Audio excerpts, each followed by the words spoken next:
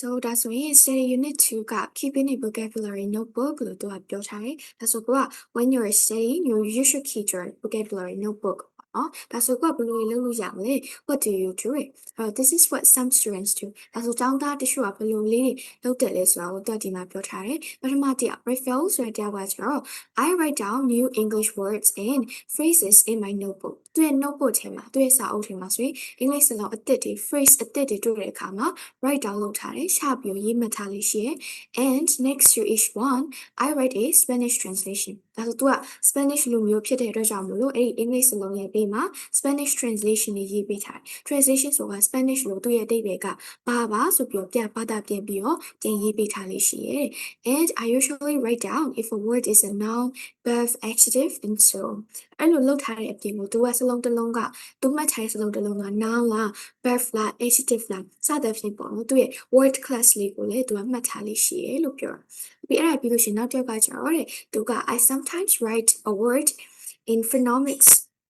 because English pronunciation is very difficult for me တော့ဒီတက်ကကျတော့ तू ကဒီစလုံးအသစ်တွေတွေ့တဲ့အခါမှာသူ့ရဲ့အတန်ထွက်တွေ English pronunciation အတန်ထွက်တွေကိုသူ့ဘာသာစကားနဲ့ဘယ်လိုအတန်ထွက်ရပါတယ်လို့ phonemics ဆိုတာကအတန်ထွက်ကိုခြာရေးထားတယ်လို့ပြောတာပေါ့နော်။ဘာကြောင့်လဲဆိုရင် English pronunciation က very difficult for me ကိုတော့ခက်ခဲတယ်။ဒါကြောင့်မလို့ကိုကတန်းပြီးတွေ့လိုက်တာနဲ့အတန်ထွက်ပြီးဖတ်နိုင်လောက်မဲ့ဒီ phonics နဲ့ phonemics နဲ့ပေါ့နော်သူရဲ့အတန်ထွက်နဲ့သူကဒီစလုံးတစ်လုံးကိုခြာရေးထားတယ်လို့ပြောတာ။အဲ့ဒါပြီးလို့ရှိရင် but my notebooks is a mess ဒါဆိုရင်သူ့ရဲ့ notebook ကတော့ a mess ဖြစ်ပါတယ်အဲ့တော့ mess ကဆိုရှုပ်ပွားနေတယ်ဘာလို့လဲဆိုတော့I like to draw pictures ပေါ့သူက notebook ချိန်မှာဒီပုံတွေရှောက်ပြီးဆွဲရတာကြိုက်တယ်ဒါကြောင့်မို့သူ့ရဲ့ notebook က is usually a mess ဒါဆို mess ဖြစ်တယ်ဆိုရင် it is not in a good order အစီအစဉ်မကျနေဘူး it is untidy ပေါ့တက်ရမရှိဘူးလို့ပြောချင်တဲ့အခါမှာသုံးလို့ရတယ်နော်ပြီးဒါဆိုနောက်ထပ်တစ်ယောက်ကကျတော့ I sometimes make a note of new words in my notebook ဒါဆိုရင် make note of လုပ်တယ်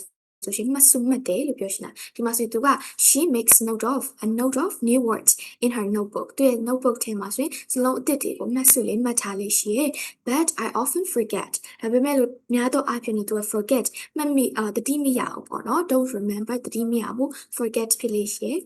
and I usually write a translation ဒါဆိုသူကလည်းပဲဘာသာပြန်ပြီးတော့သူရဲ့ meanings တွေဘာသာပြန်ပြီးရေးထားလေးရှိရယ် and sometimes I write example sentences as well နောက်တစ်ခါတလေမှာဆိုရင်တော့သူကဒီ example စာကြောင်းလေးတွေလေကြိုပြီးတော့ရေးထားလေးရှိရယ်လို့သူကပြောတာเนาะ okay ဒါဆိုနောက်တစ်ယောက်ကကျတော့ I have got a notebook သူစီမှာမှတ်စုစာအုပ်တော့ရှိရယ် but I don't use it much but when I do တော့တောက်လျှောက်တော့အများကြီးတော့သူချပြီးမရေးဖြစ်ဘူးမမှတ်ဖြစ်ဘူးဒါပေမဲ့လို့သူမှတ်ဖြစ်တဲ့အခါမှာဆိုရှင်လေ I try and list words by topic တဲ့သူကကြောင့်ဒီတွေ့လိုက်တဲ့စလုံးတွေသူကဒီ topic နဲ့သူ့အစုလေးနဲ့သူထားလေးရှိ topic ဆိုတာကသူ့ခေါင်းစဉ်အောက်မှာသူ300စလုံးလေးတွေကိုခွဲထားလေးရှိရယ် so I put all the animals together ဘယ်လိုမျိုးလဲဆိုသူကanimals တွေကြောင့်လေ့လာရဆိုရှင် animals တွေနဲ့ပတ်သက်တဲ့စလုံးတွေကိုတစုတက်ခွဲပြီးမှတ်လေးရှိအဲ့လိုပဲ and all the close words together ဒါဆိုဝိစာနဲ့ပတ်သက်တဲ့စလုံးတွေဆိုရင်လေသူဟာသူအစုလိုက်လေးမှတ်ထားလေးရှိရယ် and so on အဲ့လိုမျိုးပေါ့ I find it's easier to remember the words this way ဒါဆိုသူ့အတွက်ကတော့အဲ့လိုနည်းနဲ့မှတ်ထားတာကစလုံးတွေကိုပို့ပြီးတော့နားလေရမှတ်မိရလွယ်စေတယ်လို့သူကပြောထားနော် okay ဒါဆိုနောက်ဆိုတယောက်ကကျတော့ she notes down new words and phrases ဒါဆိုသူကကျစလုံးအသစ်တွေနဲ့ phrase အသစ်တွေ note down လုပ်တယ် that also means you make a note of ဒါမှမဟုတ်ရှင် note down လုပ်တယ်လို့ပြောလို့ရတယ်မှတ်စုမှတ်တယ်ဆိုတဲ့သဘောပြောချင်တာ but sometimes I translate them into Polish တခါတည်းရမှာဆိုတော့သူက Polish လူမျိုးဆိုတော့အဲ့ဒီစလုံးတွေ meanings ကို Polish ဘာသာကိုပြင်ပြီးတော့ဘာသာပြင်လေးမှတ်ထားလေးရှိတယ်လို့ပြောတာ and sometimes I write an explanation a description of what something means in English if it's not difficult တခါတလေမှာတော့သူကအဲ့ English စလုံးရဲ့ meanings ကိုပေါ့နော် English လိုပဲပြန်ပြီးတော့နားလည်ရလွယ်အောင် explanation ဆိုပြန်ပြီးတော့သူဟာသူဒီရှင်းတဲ့စာလေးတွေပြန်ရေးလေးရှိတယ်ဥပမာပြောရမယ်ဆိုရှင်သူက Kitten ဆိုတဲ့စလုံးလေးဒါဆို English လို Kitten ကဘာကိုပြောချင်တာလဲဆိုတော့ English လိုပဲပြန်ပြီးတော့ explanation လေးမှတ်လေးရှိတယ် that means a very young cat ပေါ့ဒါဆိုကြောင်ငယ်လေးဆိုရင် Kitten လို့သုံးလို့ရတယ်ဆိုပြီး English လို explanation လေးသုံးလေးရှိတယ်လို့သူကပြောထား in English if it is not difficult ဆိုတော့မှတ်ဖို့ရမခက်ခဲဘူးဆိုရင်ပေါ့နော်ဒါကိုပြောချင်ပါ okay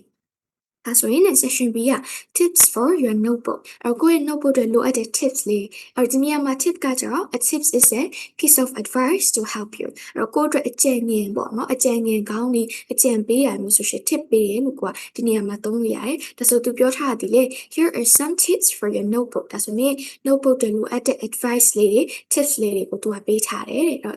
the first thing က put words from one topic in the same place for example food in one place clothes in another etc အဲဆိုစောနာပြောတော့တယ်လို့ပဲကိုကဒီစလုံးတွေကိုမှတ်တဲ့အခါမှာ topic တစ်ခုထဲမှာရှိတဲ့တစ်ခုထဲအောက်မှာရှိတဲ့စလုံးတွေတက်တက်တခြား topic တွေလည်းတခြားစလုံးတွေတက်တက်ဒီလိုမျိုးသူ့ topic နဲ့သူခွဲပြီးမှတ်ထားတာကောင်းတယ် topic ဆိုတာခေါင်းစဉ်ကိုပြောတာသူ့ခေါင်းစဉ်နဲ့သူပေါ့နော်example ပြောရမယ်ဆိုရှင် food in one place ဒါဆိုစားတောက်တွေနဲ့ပတ်သက်တဲ့စလုံးကိုမှတ်ရှင်ရဆိုရှင်သူတို့ကိုတနေရာထဲမှာတစုတစည်းမှတ်ထားအဲ့လိုပဲ clothes in another ဝတ်စားရည်နဲ့ပတ်သက်တဲ့ words တွေ phrases တွေကိုမှတ်ရှင်လေသူတို့ကိုတစုတစည်းတခြားတနေရာမှာမှတ်ထားဒီလိုမျိုးသူကပြောပြတာပေါ့နော် and don't mix them up ဒါဆိုသူတို့ကိုလည်း mix up မလုပ်လိုက်နဲ့ mix up လုပ်တယ်ဆိုရင် you put them together with no order အစီအစဉ်တကျမရှိဘဲသူကိုဟာကိုရေးရှင်တယ်လို့ရေးထည့်ချင်တယ်လို့ထည့်အဲ့လိုမျိုးမလုပ်နဲ့လို့သူကပြောတာ and you can also have grammar topics အဲ့လိုမှတ်တဲ့အခါမှာကိုက grammar topics တွေလည်းတွဲပြီးမှတ်လို့ရတယ် grammar topics ဆိုရင်ဘယ်လိုမျိုးမှတ်လို့ရလဲဆိုရင် accountable nouns တွေအတွက်တက် page ထားပြီးမှတ်မလားဒါမှမဟုတ်ရှင် a page for words that all have a connection ဒါဆိုဒီစလုံးတစ်လုံးနဲ့ချိတ်ဆက်တည်ရှိရဲ့စလုံးတွေအတွက် page တက်ထားပြီးမှတ်မလား for example words and phrases that were all in a story you read in English တကယ်လို့ကိုက English လိုမျိုးစာတစ်ပိုက်ဖတ်လိုက်တဲ့ story တစ်ခုဖတ်လိုက်တဲ့အခါမှာတွေ့ခဲ့တဲ့စလုံးတွေကိုသူ့အစဉ်လိုက်နေနဲ့သူဒီ page တစ်ခုမှာတက်ထားပြီးမှတ်မလားပေါ့နော်အဲ့ connection ရှိရဲ့စလုံးလေးတွေကိုတွဲမှတ်မလားဒါမှမဟုတ်လို့ရှိရင် some words and phrases will go in more than one topic အဲ့တော့တချို့စလုံးတွေ phrase တွေကတော့ topic တစ်ခုထပ်ပို့ပြီးတော့ပါနိုင်နေပေါ့သူကဒီ topic 4-5ခုမှာဒီစလုံးတွေပါနေရလဲဖြစ်နိုင်တယ်ပေါ့နော်ဒါကိုပြောတာအဲ့တော့နောက်တစ်ချက်ကကျတော့ if you can find a topic for a new word or phrase အဲ့တော့ကိုကဒီစလုံးအသစ်တစ်လုံးတွေ့တယ်ဒါပေမဲ့လို့သူ့ကိုဘယ် topic ဘယ်ခေါင်းစဉ်အောက်ထင်သွားထားရမလဲဆိုတော့ကိုကမသိဘူးဆိုရှင် for example useful or in particular useful လို့စလုံးမျိုး in particular ဆိုတဲ့စလုံးမျိုးကိုကဒီဘယ် topic အောက်ကိုထားရမလဲဆိုတော့မသိဘူးဆိုရင် you can put them in a different place in your notebook အဲဆိုရင်တခြား page တစ်ခုမှာတက်နေရာတစ်ခုမှာသွားထားလိုက်ပါတယ် for example a page for each day or each week အဲ့တော့ဒီလိုမျိုးလဲဆိုရင်ကိုကတနေ့ကိုတွေ့ရစလုံးတစ်တွေအတွက်တက် page ထားတာလားဒါမှမဟုတ်ရှင်တစ်ပတ်ကိုတွေ့ရ new words တွေအတွက်တက် page ထားတာမျိုးအဲ့လို page တွေမှာသွားထားလို့ရတယ် or perhaps one page for every English lessons you have ဒါမှမဟုတ်ရှင်ကိုကနေ့တိုင်းအင်္ဂလိပ်စာလုပ်ဖြစ်တယ်ဆိုရှင်နေ့တိုင်းလုပ်တဲ့ lesson ကရတဲ့စလုံးတွေအတွက် page တစ်ခုတက်ရေးမှတ်ထားတာမျိုးလုပ်လို့ရတယ်လို့သူကပြောတာ and write the date clearly at the top ပေါ့နော်အဲ့တော့အဲ့လိုရေးတဲ့အခါမှာဆိုရှင်ကိုကစာမျက်နှာရဲ့ထိပ်ဆုံးမှာကိုဘယ်နေ့လေးလာခဲ့တဲ့စာပါဆိုရင် date ကိုတည်တည်ချာချာ clearly ဆိုရှင်းလေးမှတ်ထားပေးပါလို့သူကပြော for example Monday the 14th of May ပေါ့နော်မေလ14ရက်တနင်္လာဒီလိုလေး clearly မှတ်ထားလို့သူကပြော and then when you write down new vocabulary ဒါဆိုကိုကစလုံးအသစ်တွေ vocab အသစ်တွေကိုရှာပြီးရေးတော့မယ်ဆိုရှင် write a translation if it's necessary တကယ်လို့ကိုယ့်အတွက် necessary ဖြစ်တယ်ဆိုရှင် if you need itကိုတော့လိုအပ်တယ်ဆိုရှင် you will have to write the translation ဘာသာပြန်လေးရှာရေးပေးလို့သူကပြောတာเนาะအဲ့တော့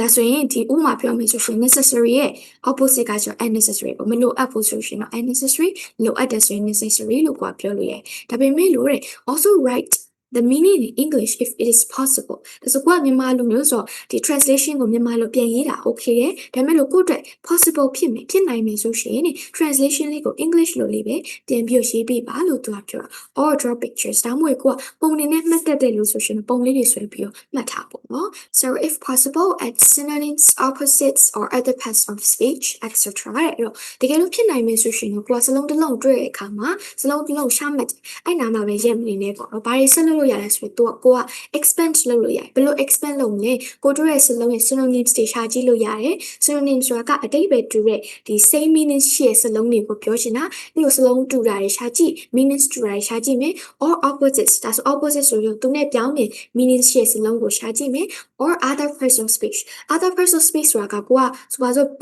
ဒီစလုံးတစ်လုံးတွေ့ရဲ့အဲ့စလုံးကနောက်စလုံးတစ်ခုဆိုရှင်သူ့ရဲ့ဒီတခြား bad form ကဘယ်လိုလေးရှိမလဲ adjective ပုံစံဆိုရင်ဘယ်လိုလေးရှင်းရမလဲဒီလိုမျိုးကိုကလိုက်ရှာကြည့်ပါလို့ပြောတာအဲ့တော့ example ပေးထားရဆိုရှင် awful ဆိုတဲ့စလုံးလေးရှိရဲ့သူက adjective စလုံးလေးဒါဆိုရင် awful ဆိုတာကသူနဲ့ meanings တွေကဒီ terrible ဖြစ်တာဆိုးဆိုးရွားရွားဖြစ်တယ်ဆိုတဲ့သဘောမျိုးဒါဆိုရင်နောက်ထပ် synonyms meaning တွေစလုံးလေးဆိုရင် dreadful ဖြစ်တယ်လို့ကိုကထပ်ထပ်ပြီးတော့ရှာကြည့်လို့ရတယ်ပေါ့နော်ဒါဆိုရင် very terrible or dreadful ဒီလိုမျိုးလေးအတိတ်ပဲလေကိုကစလုံးတွေပို့ပြီးများများသိသွားတယ်ပေါ့နော်အဲ့လိုပဲနောက်ထပ်ပြောရမယ်ဆိုရင် enjoy ဆိုတဲ့ verb လေးကိုကိုကသိရဲ့ဒါဆိုရင်သူ့ရဲ့ meanings ကဘာပါဆိုရင်ကိုက English လို့ translation ရေးကြည့်ရဲ့ like something and get pleasure from it ဒါဆိုတခုခုကြိုက်တယ်ဆိုတဲ့သဘောမျိုးအဲ့တော့အဲ့ဒါကိုမှကိုက